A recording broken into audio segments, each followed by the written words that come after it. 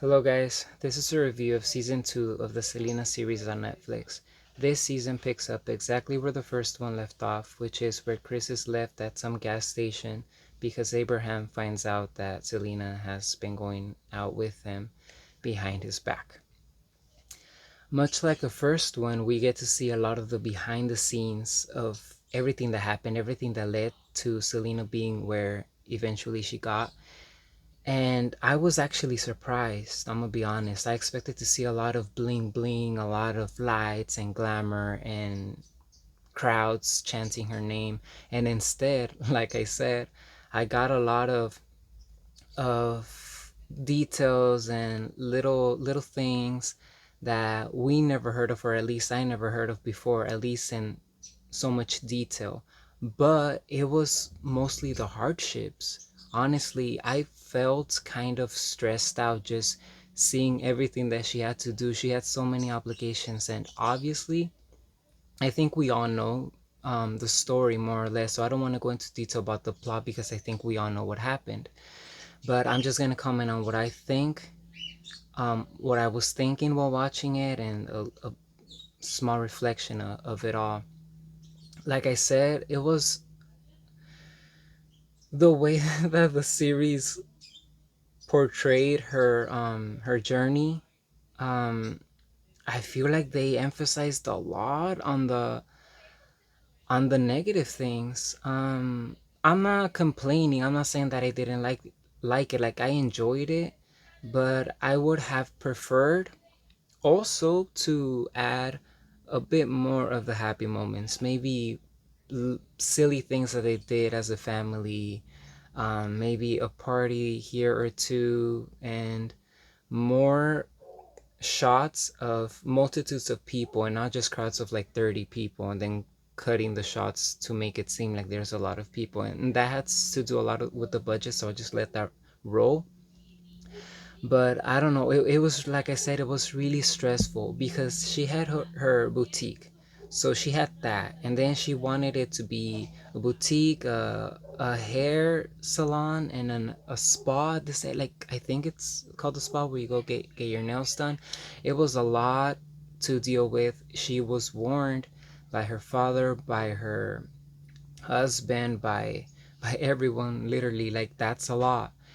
And looking back, if things played out the same way that they did, and she never got to fulfill her wish to open that up, then I feel like it would have been a loss. So at the same time, it's a good thing that she did do it. But if things didn't go, I mean, who knows? Like, I don't want to go too much into the what ifs, but I feel like I have to with this. They played Captive Heart a lot. Like, from the very mm, first, not scenes, but from the very first episodes, I think they played Captive Heart to the executive. I think, what was his role? Geoff, I forgot, and I literally just watched it. I like steamed through all the all the episodes at once, and it was pretty sad. But anyway, like, I forget the names. It happens. But you know who I'm talking about, right? The guy that she always went to for approval of like the next singles and the album and everything. They played Captive Heart. Then they had a meeting with a lot of the very important people of, I guess, EMI Latin. And they just were not feeling it. They said that they asked Selena if she had a vocal coach and if she wanted to get one because her sound just was not fitting. They said, yeah, sure, your voice is strong, but it's not, if you want to be a pop superstar, it's just not going to work out, which is something kind of weird for me to hear. And then Selena had this huge meltdown, progressive meltdown. It wasn't like she just fell into the floor, I can't do it. No, but she just was struggling a lot with finding her sound. And this is something that I could imagine happens to a lot of artists, a lot of singers who are not predominantly songwriters as well. I know that she composed Bidi Bidi Bom Bom, and it's actually included how it's in the series, how it all got started with the whole that fish song. What was it? Little little You see, I'm blinking out. Like, you might think he didn't like. It's just my memory's kind of failing me because I have other highlights. So let me get to them. But they did go through the composition of Bitty Bitty Bom Bom. I would have also preferred that they shined a bigger light on that because it was a huge song, and then they kept referencing como la flor, como la flor, como la flor. It was huge, but I think Bitty Bitty Bom Bom was also big, and Amor Prohibido was also huge. Like, she had a whole list of humongous hits, and I feel like they just kept referencing the old ones a little bit too much. And it's cute how, she got to writing because, like I said, at first there was a song about fish where they were just, practicing. They were doing a sound check. The whole band, they started grooving with the reggae type of feel. And then she obviously had to rearrange and do all these things to make it fit. I think the ultimate thing for her was the sound of her heart, boom, boom, boom, which is beady, beady, bum, bum, when you see someone that you're deeply in love with. So that happened, and like I said, when I heard, for example, Captive Heart for the first time, it was quite recently. It was, I guess, a year ago, maybe, or something like that. And when I heard it, I was incredibly surprised. But let me, I always go in off topic. Sorry.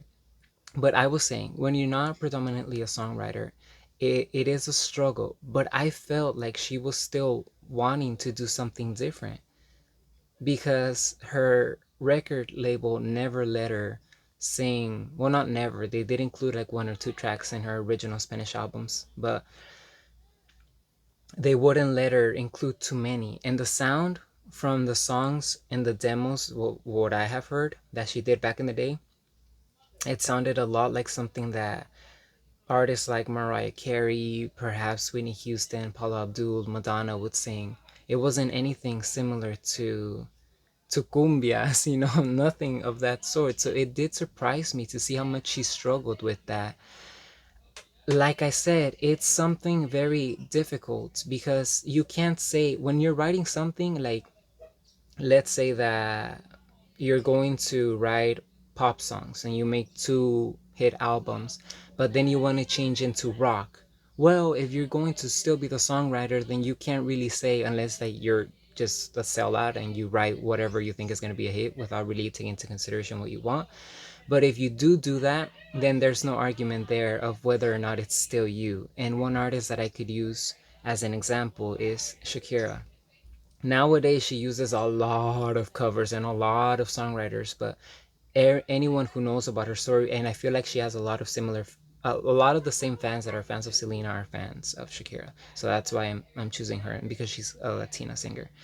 Her first albums, Pies Descalzos and Donde Están los Ladrones, she wrote everything herself, along with one more writer, maybe two for a few songs, but it was mostly her.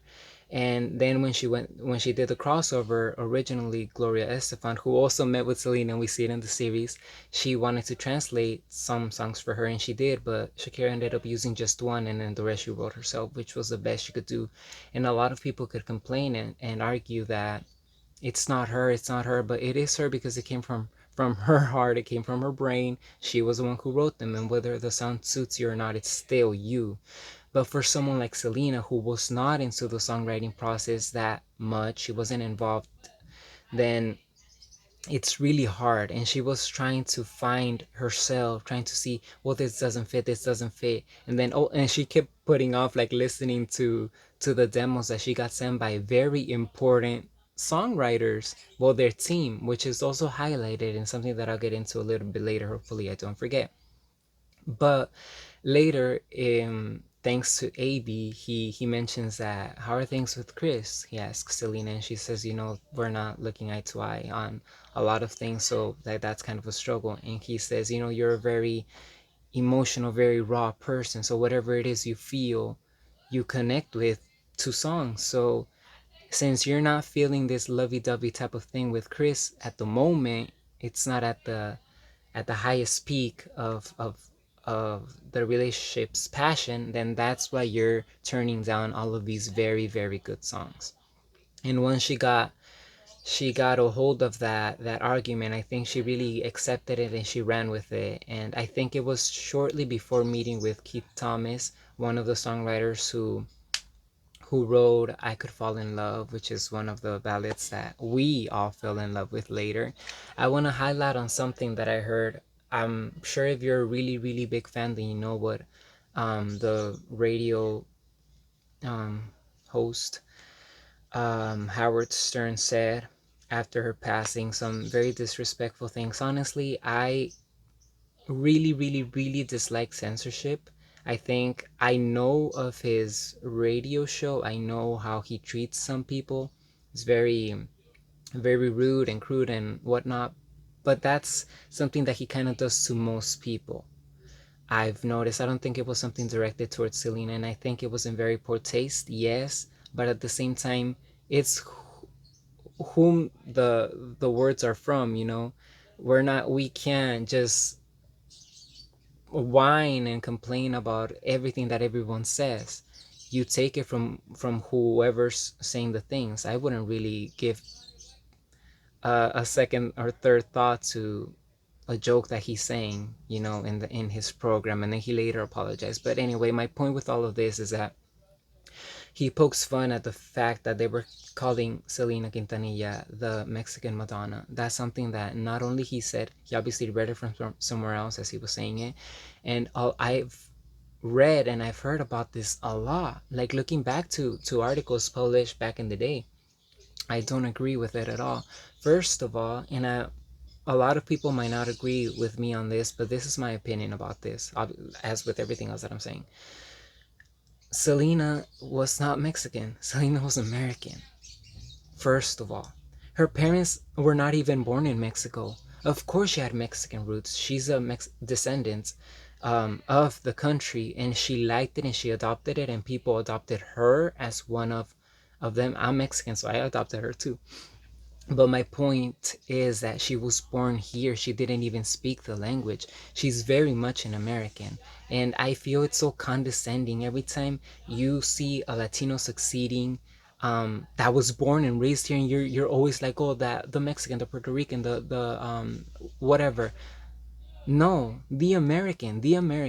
And if you want to say anything, the Mexican American, I think would be more fitting than Mexican. And not because it's anything bad, but respect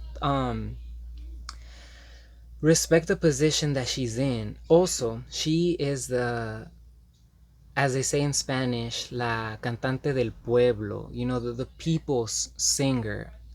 There's variations to that, but basically she's in the heart of people. Like, the people respect her. There are many artists that, like, for example, Madonna, no disrespect, she's huge, she's the queen of pop, she's just magnum in the pop industry, but I've never felt that she was the people's singer. It's just not that connection. I think she was known a lot more for innovation, like new styles, new sounds, but it was always a thing of, climbing the pop ladder. And for Selena, for her to go to a market like Mexico and conquer that market, and then all of Latin America, and then eventually the United States, it's a different thing to be accepted in places where you're usually not accepted. And Madonna could go there now to Mexico and sell at an arena, of course, but it's a very different thing, because if you go to a common household and you speak of her, people are going to know who she is, probably, but they're not gonna have like an altar like like people do with Selena. You know what I'm saying? Something along. And also the sound was very different. I don't know. Anyway, one of the other criticisms that Stern said about Selena is that if she's so big, then how come she went to Yolanda's hotel room to get the records that she was missing? And this is something that they also speak about in the series, and I'm so glad that they did.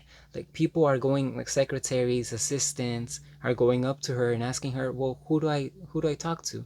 And Selena's like, me. I'm right here. Yeah, but your team, like, where's your this, where's your that? She's like, no, it's only me. And that's another thing that I feel like she was eventually going to catch on. But we have to take into consideration how she was brought up. She was brought up with her family involved in all of this. It wasn't just her, it was her dad managing everything, and then eventually giving jobs to each of the members to take care of, so that Selena could focus on other things. And then once she wanted to fly on her own, Selena, I mean, she had a whole list, a whole like ocean of different responsibilities and things that she was going to have to do by herself. Not because she had to, because she had the support of everyone else, but because she wanted to. And that's something that I really, really think about when I hear people comparing her to like other singers like that. I think if you want to compare it to other singers, that's not, Madonna is not the right comparison. And like I said, nothing wrong with her. Madonna's a huge superstar and she's amazing, but it's just not the same.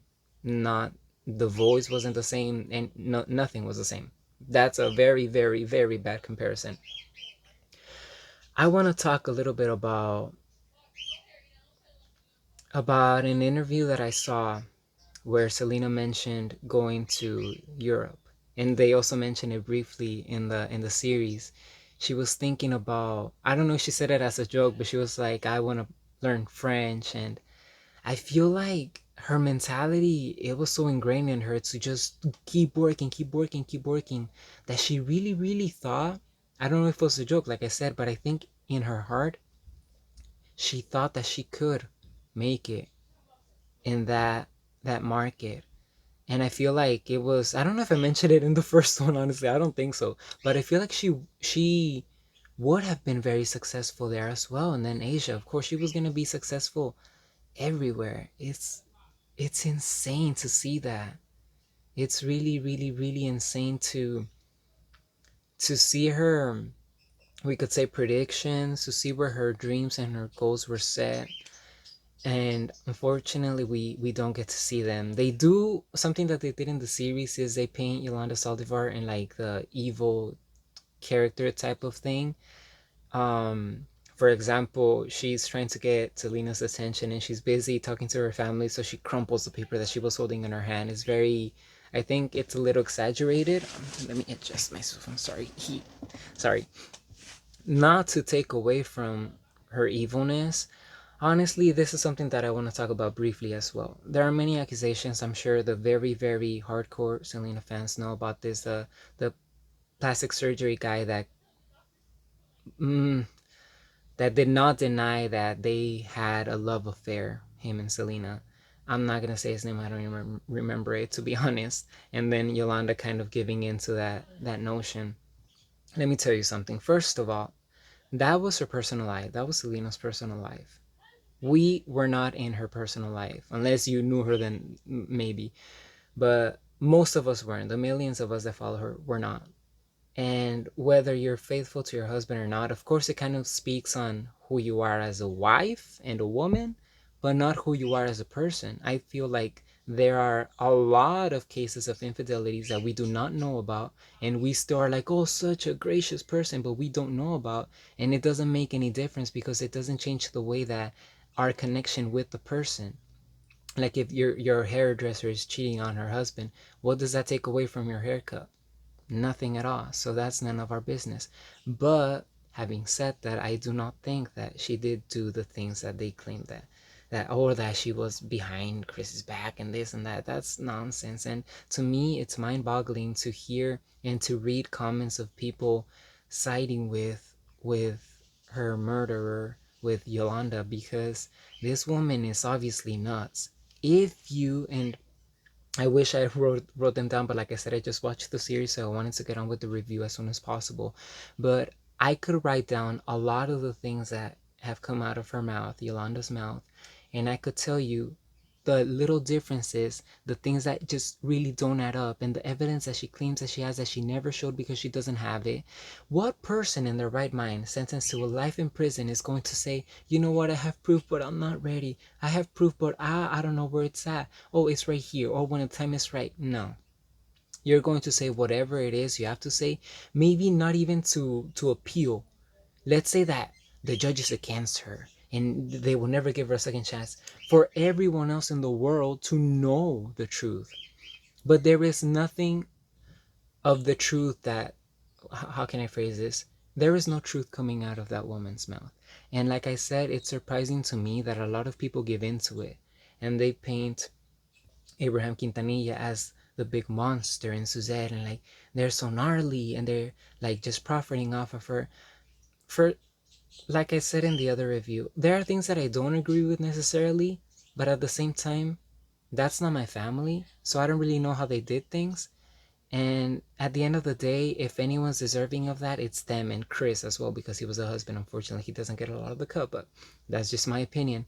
But other than that, I'm not gonna turn on her family to side with this woman talking about how, oh, he was so controlling. We all know that Mr. Abraham was controlling to a certain degree. But if anyone does see interviews with Selena in them where she expresses herself as a dominant woman, you really, how are you going to believe that she was just like, okay, yes, sir, okay, yes, daddy, okay, everything that you say? No, she got married behind his back. What more proof do you need to convince yourself that she wasn't getting ragdolled around and she wasn't gonna get ragdolled, even if she did when she was younger? Even. I think that they had a beautiful relationship. He was a typical Mexican father, very protective and a bit controlling, and that happens in a lot of families. Eventually she was gonna grow older. She was only 23 and she was gonna let loose. There's a book, unauthorized book by one of her friends, and I think she was in charge of her of advertisement, not advertisements, but of, I think I forgot what it's called. Anyway, um I read that book, and I have to mention it like briefly, so you know, it's just fun facts. Half of the book is about her and some anecdotes, some stories that she shared with Selena, and then the other half is of a psychic that claims that she got in touch with Selena. So they did like beyond this world type of communication thing. I'm not God. I cannot sit here and tell you that's wrong, that's right, that's blah blah blah blah blah. If you ask what my opinion is, I don't think so. I think that when we love someone, we kind of fool ourselves into thinking anything, but we never know for certain. But my point with all of this is that she claims that Selena was planning on hiring her as her like manager so that she could be in charge of everything in the United States, like her appointments and what time we're gonna do the interviews and with whom and all of that stuff, so that she could break away a little bit from Abraham in the same routine that they had. Not that she was going to be like, I hate you, father, but you know that. And I kind of agree with that. I think if we see careers of other Latin artists or other Latin American artists or Americans with Latin roots, such as Jennifer Lopez, who played her obviously in the Selena movie, I feel like at the beginning of her career, she got the short end of the stick a lot. She was, people said a whole bunch of horrible things about her in the press, and the media just went wild, kind of like a sub Britney Spears type of harassment. And then eventually, and they still write horrible things, but you know, I think like Jennifer Lopez now has a maturity and the control, the very, very firm control of everything regarding her image. Whether she releases a new clothing line in Mexico, whether she releases an album, a movie, she's in control. She has even financed a movie like The Boy Next Door. And that's to give you an example of what age, maturity, and just experience in this industry could give you. Selena was a young woman, almost a child. She was almost a teenager, literally. She wasn't given that chance to really do things her way. It's either her way or the highway, you know? She wasn't given that chance. So I'm saying all of this with a lot of like emotion and everything, because I really want you, every time you hear something come out of that woman's mouth, take it with a grain of salt and think about what she did and why you're going to trust that she's telling the truth, like she's the one that took her away from us. So it just doesn't really make sense. And then you go against the family. I mean, everyone has the right to their own opinion. I'm not telling you what to think. And I don't know everything that's right, no, but it just really doesn't make sense to me. Anyway, Selena actually did end up going to, in the series, they show her going to a vocal coach and practicing little liberals. And that's really funny. They reminded her not to, to lose what she had and to keep her essence, and it was insane. I remember there was a bit of controversy before the series came out, even before the first season came out, with Chris having a few issues with the family and saying that they were kind of trying to negate his existence with the band and with Selena, but they didn't do that. They really, really went into, I would say, into detail with any story that they were telling. If Chris was involved, as far as I can see, they really included him, and they highlighted the fact that he was there, that he was important in Selena's emotional state. For example, like, you couldn't have him like just, not be there and Selena just being okay with doing no. Like, he was kind of a pillar, and I feel like she was a pillar for him at times. And I don't know. Before I forget, there's this album that I really, really, really wanna recommend. It's Selena's Greatest Hits. I think this is the second one. It's all English songs, and I really, really, really look how beautiful it is. I hope you could see it.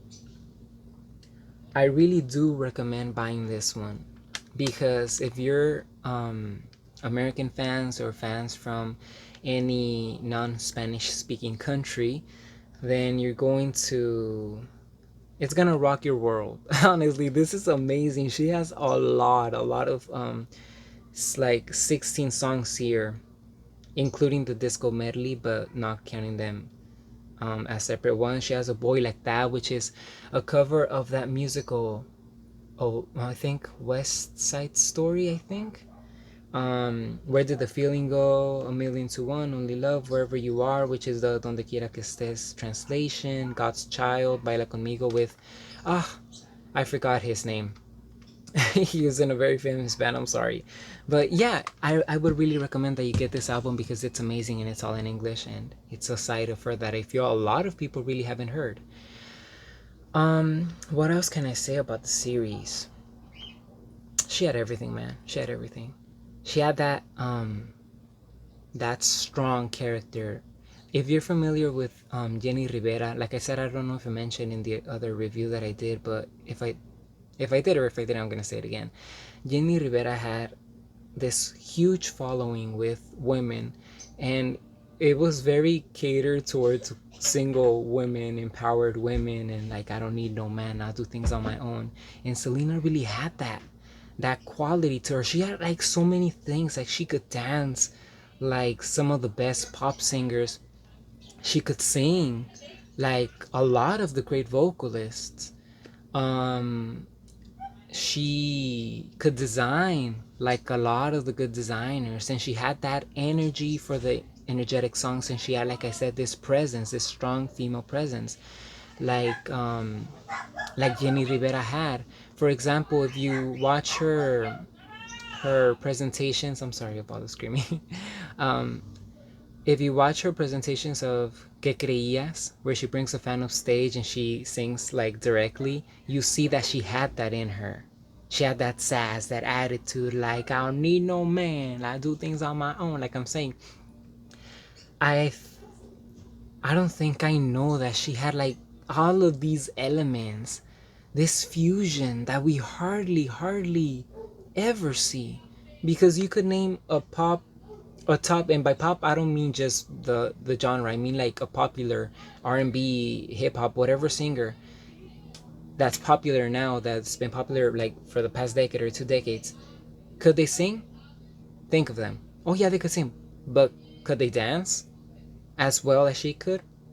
Oh yeah, yeah. And could they perhaps write a song or two? And could they design? And were they into making like, it's crazy for me. I have to, not comparing to bring another person down at all, but let's be honest, most of the popular singers now don't have that much of a vocal talent. And I listen to music by people with not a lot of vocal talent. That's fine. I'm not one of those people like, you have to sing like Whitney Houston or else you suck. No, I'm not like that. But having said that, Selena did have that talent, so it's crazy. And she was working on perfumes and clothing lines before all of these artists nowadays. Now everybody, out of nowhere, they see that perfume sales do great, so everybody wants a perfume. Like, these were dreams of her from when she was so little. And we see it in the series, even though, like I said, it really focuses a lot on the bad things. But oof, it's also nice to see in the series how AB, ah, it sucks. Like, sometimes they were a little bit selfish. Like, Suzette was thinking about like me, and then AB was also thinking a lot about me. Like, this is what I do. Could you focus with me? And then Selena was also kind of selfish, thinking about, but what I want to do in my dreams, and I have so many dreams. And then Chris was also selfish. It really, they didn't shy away. Like, I feel like a lot of other documentaries on people's lives, like, they want to just put the little pretty bitsy pieces, and they don't want to say how it really was. And they struggled, but at the same time, they were a family. They were a union, a strong union that was not going to give up anytime soon. Do I think that eventually Selena was going to break away, and possibly? And you know what, this is actually pretty interesting too to discuss. I don't think that she was going to be the biggest pop star in the universe. Like, let's say, like Michael Jackson. And here's why. She had other things that she preferred over singing. And it's clear. And if you listen to interviews by people close to her family, except for Mr. Abraham, with all the respect, they mention how it was a huge dream. And like Chris mentions it in his book, singing was good. She liked it. She had a passion for it. But her clothing line was the biggest passion for her. It was her biggest wish. She had other things to do, many other things to do. So I feel like among them, having a family, which they also highlight in the series. So I don't think that she was going to just devote everything to music and touring nonstop, and recording album after album after album. Maybe not. I think that she was going to be among the biggest, yes, but she wasn't just going to focus on her career forever. And like, no, I feel like she was going to be more of an entrepreneur, someone who just invents different things within the same, media world that she was in. I feel like she was going to come up with things that we had never seen before. And her brand was going to become something prestigious eventually. She was going to go to school for designing and stuff like that. So I think she was really going to sharpen those skills, and that's my opinion. But I don't think that music was going to be her sole focus. What else can I say? To finish this off, I think a lot of it's kind of divided. Some people like to think of her as still being here, and they just forget what happened. But I think for me, it works the wrong way. Like, I don't want to always live with the feeling that, oh my gosh, she was taken away, she was taken away. Of course it hurts if you remember it too much. As a fan, I'm not like I never knew her, but for me, I just prefer to think that we're all getting there. She left a little early, true, but she worked her butt off to give us everything that we got.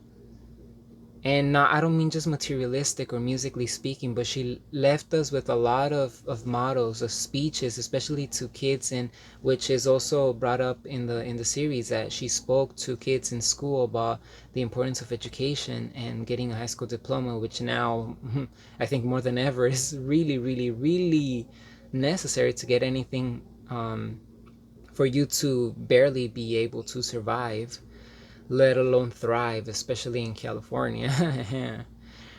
But yeah, I accept it. It is what it is. Um, it's tragic, but let's put everybody in the place that they deserve. She was a talent. She is a talent. Still, she will always be. She's a huge inspiration to me and a huge inspiration for so many people, especially her having represented my culture so well and so many customs that a lot of people could take a little bit away from. Not everyone's the same, some people like to party, do other things, and it's fine, but um, she has a little bit for everyone. She was beautiful inside and out, and this series was enjoyable. Like I said, I would have wanted a little a little more glamour, a little more partying and throwing up the cakes and cupcakes and a little more happiness. But it was nice also to see a lot of what went on behind closed doors, the negotiations, um, and her struggle. It doesn't come easy. We see these celebrities on TV and we think that it is easy. And of course, imagine living knowing that you could pay rent all day, every day. You could move out, you could move away, you could buy a car, 2 cars, 3 cars. Of course, that's comfortable, that economic security. But it doesn't go without having to get your hands dirty, figuratively speaking. And we see it with her. She was a hard worker. And I think that's it for this one. I'm going to eventually also review the Selena movie. I haven't done that, but for now, let's enjoy the series on Netflix. I would recommend it to people. Like, of course, before I finish, we all know that the budget wasn't very high, but you have to understand that they pitched in like the family, and you sometimes have to make a compromise, or else things just don't get done. So you have to compromise the big budget for a release that you want, or else they're gonna keep postponing, be like, no, maybe in a few years, or maybe in a few years, maybe in a few years. Before I finish, I swear I'm almost done. I feel like the Grammy award that she just won, man, I also agree with all the fans. They gave her a few seconds of light. That is so unfortunate. That is whack. That is seriously whack. And I obviously think that, awards really don't mean much. It's just an opinion, and art is subjective. But if you're going to honor her, then honor her right. Show a few of her clips, merge them, mash them up. Have people do covers of her like they did with the Dana Paola cover in, what was it? That a Hispanic award show. This wasn't really what she deserved, honestly. Oh my gosh, before I finish, it was so cute to see Beyonce Knowles come out in obviously the little girl playing Beyonce, where she met her in the mall. That was so cute. And when her mom told her, "You can't be shy, girl, you're a singer too, go up to her, talk to her." That was cute. I can't imagine seeing those two huge celebrities. Right now, Beyonce, as always, she's been killing it for so long, working very hard, sure. And they're both from Texas. It's pretty cool. Very nice little treat. And that's it for this one, because I could keep talking and talking and talking, and then I'm gonna lose my voice and not really say anything of substance. I cried before I finished this. I cried. I wanted to cry more. Like, my throat hurt because I, I think I was kind of holding back, because then I couldn't see the screen, because I got LASIK surgery, and then when I tear up, then I can't see anything. And I think it was after getting LASIK surgery, so I was like, stop. I was like, ah. It's sad. It's always going to be a little bit sad, but that's also an emotion. We cannot hide or repress our emotions. Like I said earlier, we got what we got, and it's more. It we would have welcomed a lot more from Selena, of course, but this is what we got, and I think it's more than enough. It's bless her soul, and let's keep going. Let's be an inspiration to other people. Live our lives however it is that you want to live it.